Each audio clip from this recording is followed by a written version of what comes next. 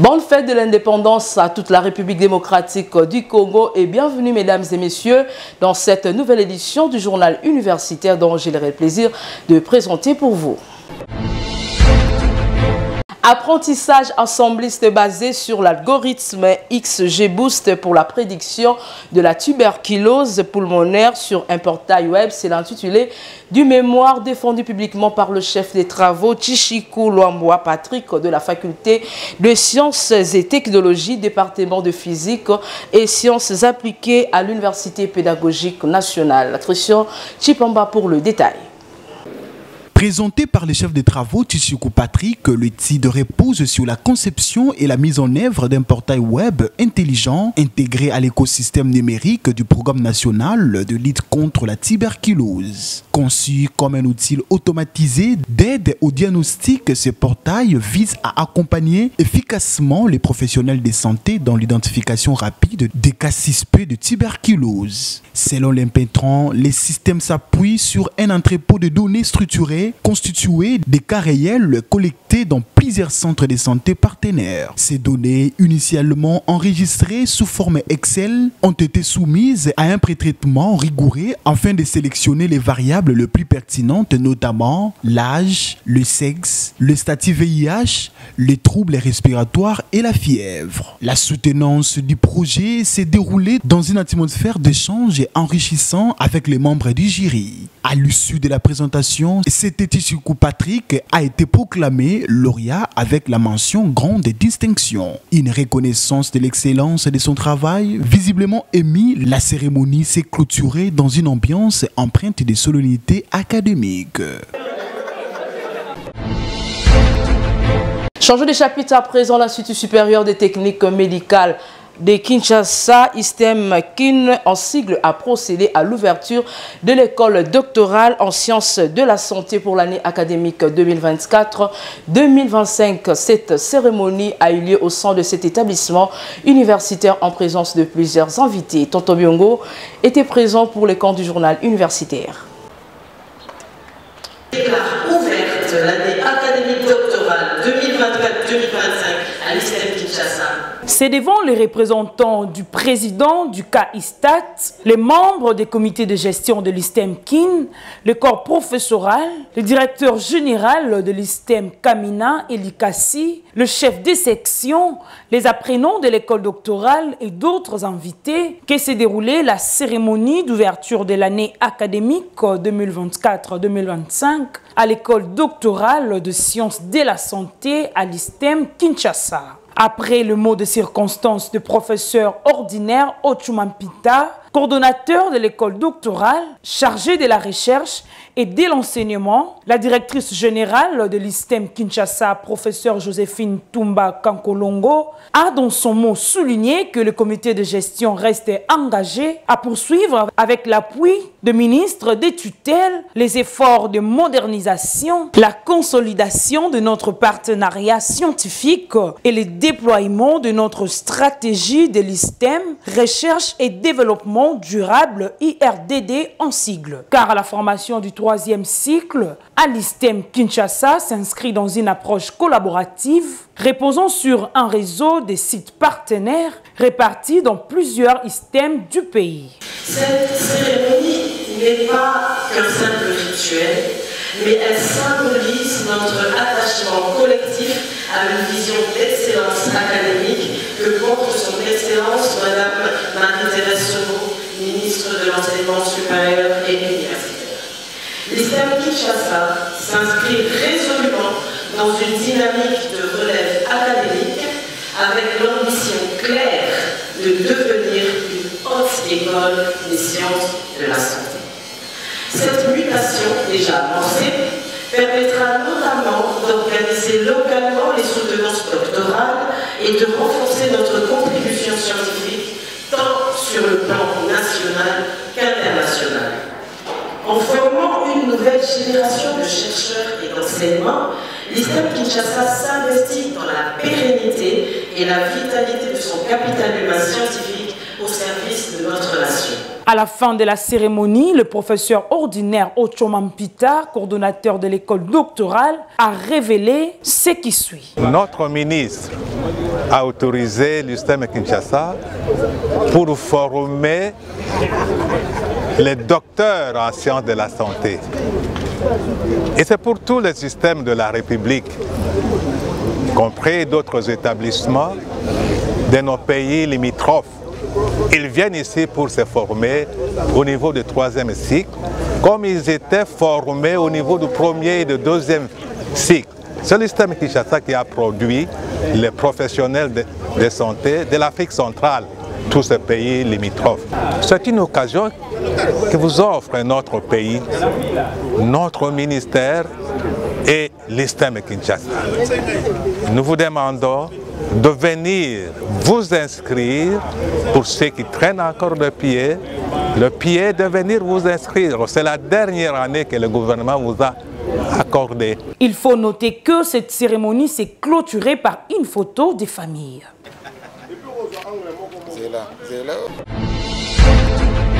Parlons à présent de la clôture de 3 semaines de formation intensive que l'Académie de Beaux-Arts de Kinshasa a organisée en collaboration avec l'ambassade de France en RDC à l'intention de ses étudiants en communication visuelle et photographie sur le cinéma d'animation. C'est sous une note de satisfaction que cette formation a pris fin le vendredi dernier. Valongolou et Hélène Wambenga étaient présents pour le compte du journal universitaire.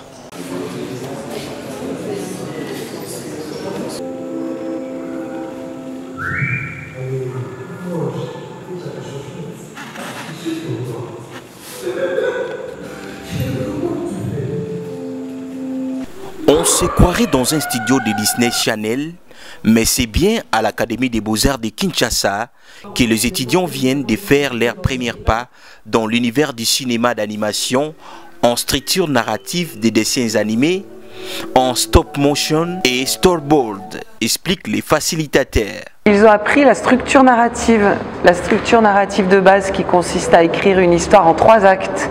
Et même si là on s'est appliqué à traiter des films courts, parce que le temps était lui-même court, normalement ils ont acquis la capacité de développer des histoires plus longues, avec déjà des outils de base très performants. Concrètement, on a travaillé en 4 groupes, et chaque groupe a créé une histoire avec une thématique différente. 3 vraiment pour les enfants petits, une qui représenterait l'animation adulte. Ah oui, je crois à ces étudiants, ils sont brillants, attentifs, motivés et curieux. C'est les prémices de développement de la section cinéma d'animation pour l'Académie des Beaux-Arts de Kinshasa est une grande promesse qui j'espère aboutira rapidement et brillamment en formant des étudiants professeurs à leur tour. Les objectifs principaux de cet atelier de storyboard, c'était vraiment d'aborder la narration en animation et particulièrement le découpage, à savoir de bien faire la passerelle entre le scénario qui est un objet écrit et la fabrication du film qui se fera plus tard. C'est vraiment très satisfaisant de voir qu'effectivement il y avait tous les outils, il y avait tous les talents à disposition pour pouvoir faire vraiment des films qui étaient très différents, avec des styles très différents, que ce soit fantastique, de comédie, d'aventure, etc. Il y a vraiment de quoi être fier de ce qu'ils ont fait. Voilà, En seulement 3 semaines, des formations intensives rendues possibles grâce au partenariat avec l'ambassade de France en RDC, ces jeunes talents ont pu produire leur premier storyboard animé. Très satisfait, le directeur général de l'Académie des Beaux-Arts de Kinshasa, professeur Pichdi Henri Kalama, a salué l'engagement des partenaires français et félicite ses étudiants pour leur créativité et leur sérieux. En fait, les objectifs ont été atteints. Donc, vous voyez un peu dans 3 semaines le travail qui a été fait. Quelqu'un dirait que c'est une année qui a été passée ici à l'Académie des Beaux-Arts pour réaliser ces 3 ateliers. Donc, le premier atelier qui était consacré à l'animation, le deuxième qui était consacré à la construction du scénario et le troisième sur les storyboards. Mais vous avez vu déjà qu'on peut voyager pour montrer que c'est possible. Donc, nous sommes très satisfaits du résultat. Nous avons notre noyau, nous allons continuer à y travailler, nous allons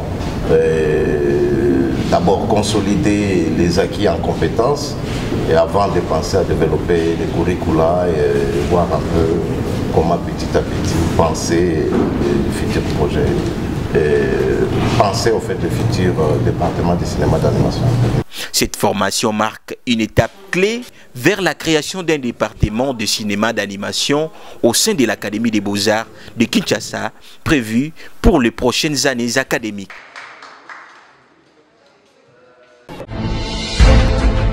D'un sujet à une autre, formation sur l'intégration de l'intelligence artificielle dans les travaux de la recherche scientifique, c'est le thème de la conférence débat organisée par le Centre de recherche interdisciplinaire de l'Institut supérieur des statistiques de Kinshasa. C'était le week-end dernier. Élément signé Christian Chipamba.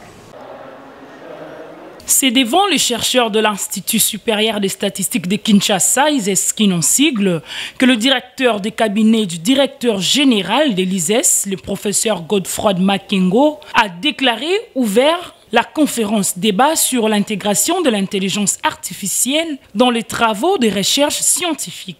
Prenant la parole, le professeur Ibenge Bernard a salué le dialogue et la collaboration du comité de gestion et les centres de recherche pour la tenue de cette journée scientifique. Il a en outre souligné l'importance capitale de cette rencontre, entre autres, le besoin de se documenter et de se former sur les défis et les enjeux liés à l'utilisation des nouveaux outils de recherche qui constituent l'intelligence artificielle.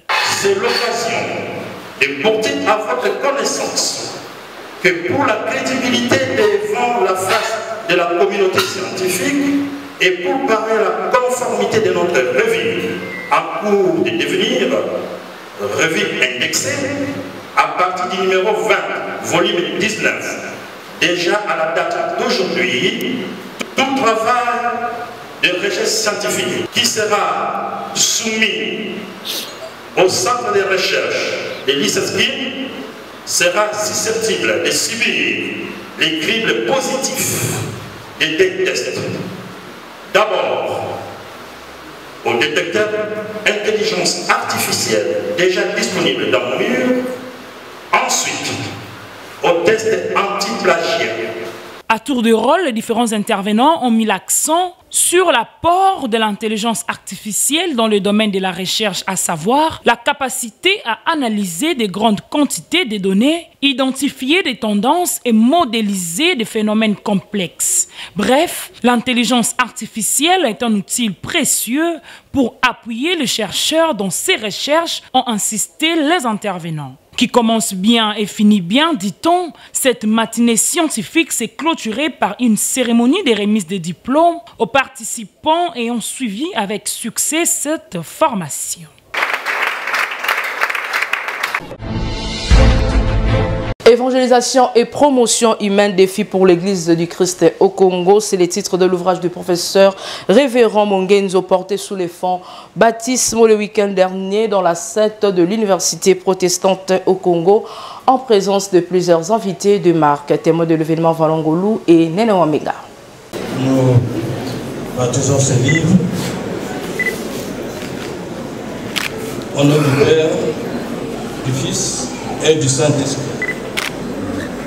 Apparu aux éditions Harmattan, cet ouvrage du professeur Raymond Angendou Mongenzo, actuel secrétaire général académique de l'Université protestante au Congo et pasteur au collège de l'église CBFC Gombe, intitulé Évangélisation et promotion humaine, a été porté sous les fonds baptismaux le jeudi dernier à l'Université protestante au Congo en présence des membres du comité de gestion et directeur de cette université, le professeur révérend Robin Quim Bibibikan, pour une évangélisation axée sur la vie de Christ et la continuation de sa mission libératrice. L'auteur propose à l'église corps du Christ un repensé de sa mission à l'aide de quelques stratégies pastorales et évangéliques. Il a également suggéré des contributions à la réforme des organes du développement de l'ECC et des promotions humaines. Ce que j'ai toujours constaté, c'est la qualité de vie. Mais une question mérite d'être posée. Christ dit que je suis venu pour qu'ils aient la vie en abondance. Mais la vie que nous avons est une vie en abondance. L'évangélisation a-t-elle échoué? Si oui, quelles en sont les causes? Sinon, pourquoi nous continuons à vivre dans la misère, surtout dans le contexte d'un pays comme le nôtre, la République démocratique du Congo? À force de se poser cette question-là, je me suis mis à réfléchir. Je trouvais que la principale difficulté, c'est que l'annonce de l'Évangile n'arrive pas à libérer tout l'homme. C'est-à-dire que l'homme dans son intégralité, dans son entièreté, c'est comme ça qu'en réfléchissant, j'ai proposé des stratégies à la fois pastorales et théologiques, comme je suis théologien, à mon église, à la société et au monde même, si nous voulons le salut intégral de l'homme. Après les témoignages sur l'ouvrage et de l'auteur, une vente aux enchères a lieu séance tenante avec des dédicaces personnalisées aux invités des marques. Motif de joie pour ces derniers, déplacer un mot. Mener une recherche et produire un ouvrage scientifique, un ouvrage de haute portée scientifique et organiser une cérémonie aussi de vernissage. Je crois que c'est un honneur et cela mérite des encouragements de notre part. Notons que le présent ouvrage de 6 chapitres a été préfacé par le professeur Dr Monseigneur Bokondoa Bolikabe, président de l'Église du Christ au Congo.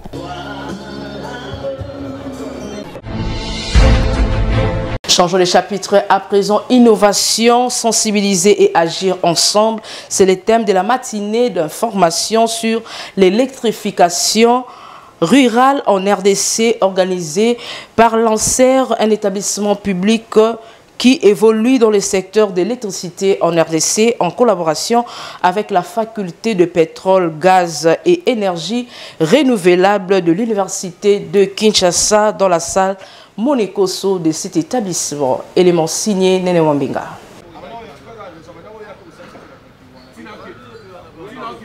Planifier, gérer et allouer des financements pour des projets d'électrification en milieu rural et périurbain, c'est l'objectif poursuivi à cette matinée d'information sur l'électrification. Une activité organisée par ANSER, qui est un établissement public travaillant dans le secteur énergétique en RDC, en collaboration avec la faculté des pétroles, gaz et énergie renouvelable de l'université de Kinshasa, sous le thème innover, sensibiliser et agir ensemble. Le professeur Dona Kampata, doyen de la faculté des pétroles et gaz de l'UNIKIN, a d'abord accueilli l'assistance avant de mettre un accent sur l'importance de l'électricité au sein de l'université. Nous sommes dans un monde numérique, c'est-à-dire que l'étudiant réfléchit avec l'électricité, avec l'ordinateur. On ne peut pas étudier sans ordinateur, c'est-à-dire que nous sommes actuellement en contact permanent au monde entier. Un étudiant qui quitte l'université de Kinshasa peut aller en Afrique du Sud et continuer avec ses études. C'est pourquoi nous avons instauré actuellement le système LMD et je vous assure que les étudiants sont très contents et nous allons continuer sur la même lignée de formation. De son côté, Papi Onokoko, directeur technique d'ANSER, a parlé de l'objectif de promouvoir l'information dans le cadre de la sensibilisation de l'établissement public ANSER qui évolue dans le secteur énergétique. L'objectif de cette matinée, c'était pour pouvoir passer l'information dans le cadre de la sensibilisation de ce que c'est ANSER. Parce qu'on a réalisé qu'il y a beaucoup de gens au niveau de la RDC qui ne connaissent pas encore ANSER, en commençant par les étudiants. Or, on a compris que c'est un canal par lequel on peut bien passer pour partager ce que c'est ANSER, donc quelle est sa vision, quelle est sa mission et quelles sont les stratégies qu'ANSER a mis en place pour pouvoir atteindre ses objectifs. Aujourd'hui, le taux d'accès à l'électricité est à 20%, mais on veut l'améliorer à 50%. Mais pas seulement 50%, parce qu'avec l'apport du compact M300, on veut aller à 62%. Mais il fallait expliquer comment on y arrive. Plusieurs autres intervenants faisant partie d'ANSER se sont pesantis sur la vision de leur structure, celle de rendre l'électricité disponible, accessible à tous et assurer le développement socio-économique dans le milieu rural. Les échanges entre les orateurs et les participants ont clôturé cette activité. Nous vous laissons suivre à présent ces messages de V de l'Université pédagogique nationale adressé au président de la République et à la population congolaise à l'occasion de la célébration de la fête de l'indépendance. Message de vœux à son Excellence, Monsieur le Président de la République démocratique du Congo à l'occasion de la fête de l'indépendance. À l'occasion de la commémoration du 65e anniversaire de l'ascension de notre pays à la souveraineté nationale et internationale, l'ensemble du personnel et les comités de gestion de l'Université pédagogique nationale présentent leurs vœux le meilleur à son Excellence M. Félix Antoine Tshisekedi Tshilombo, président de la République et chef de l'État, ainsi qu'au peuple congolais. Qu'il nous soit permis de tendre un vibrant hommage au président de la République, chef de l'État, pour sa détermination, ses exploits diplomatiques et ses efforts engagés pour restaurer la paix à l'est de notre pays,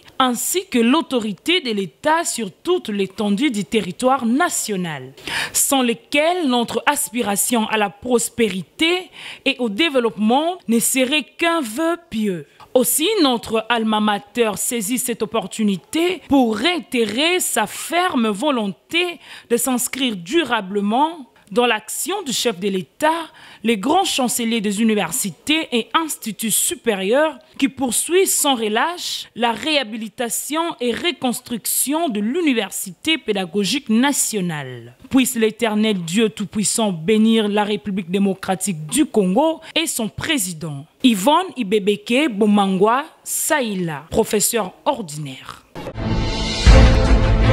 Restons toujours dans le même registre à l'occasion de la 65e anniversaire de l'indépendance de la RDC. Prisca Mania, la présidente de la structure Renfort RDC et présidente honoraire des étudiants de l'Université de Kinshasa, a lancé un message à la jeunesse congolaise. Valongolou nous propose cet élément. «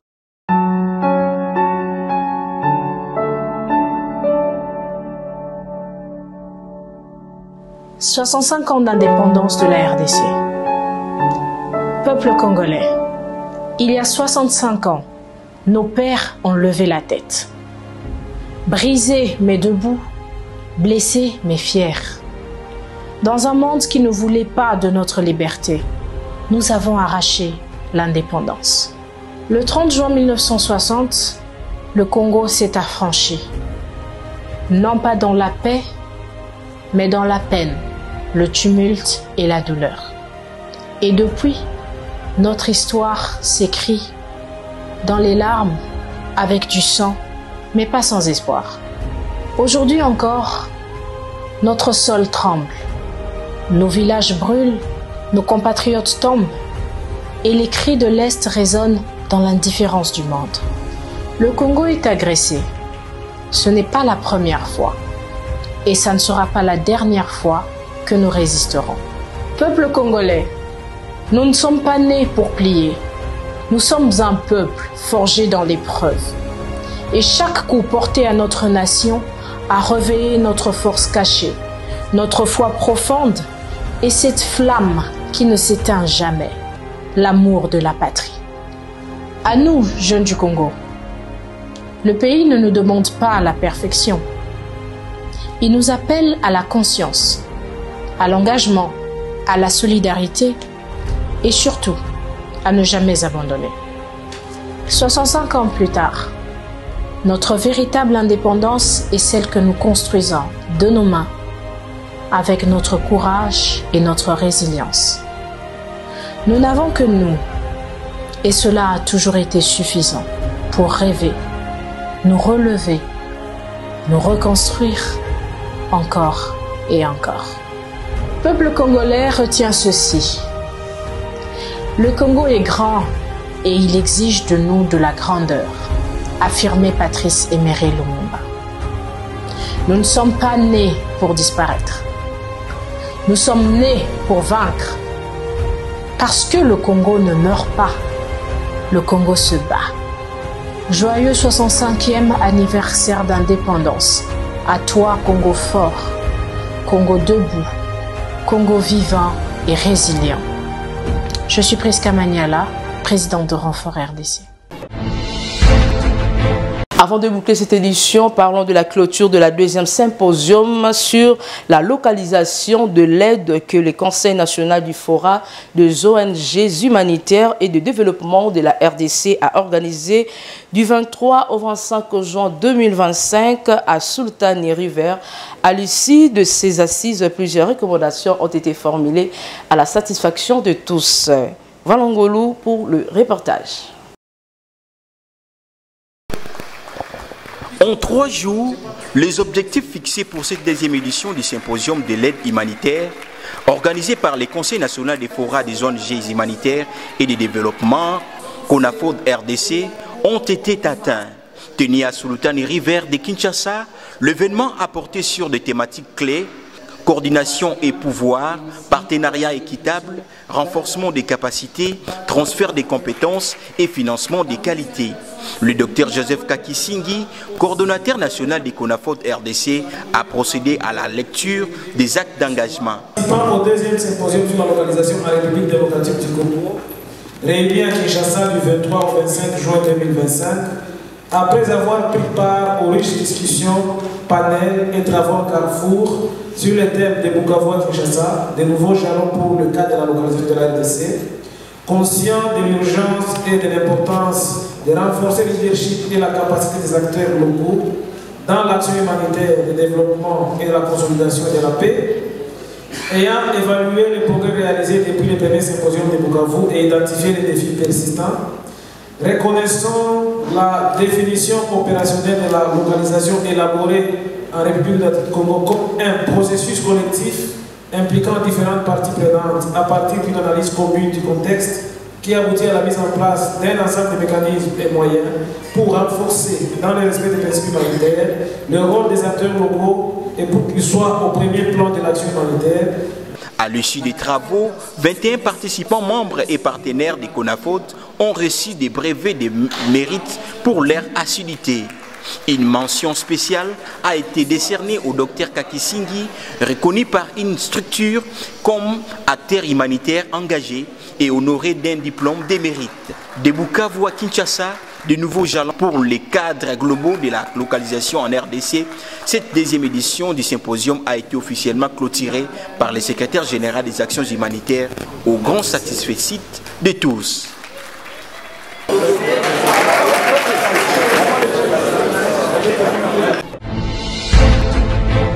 C'est la fin de cette édition, mesdames et messieurs. Merci de prêter attention à notre présentation derrière la caméra. Je reste Lando, assisté par Tonto Biongo, réalisé par Emmanuel Lema, toujours sous la coordination de l'honorable André Mouchongo Machara. Quant à moi, je vous dis au revoir et bonne suite des programmes chez vous.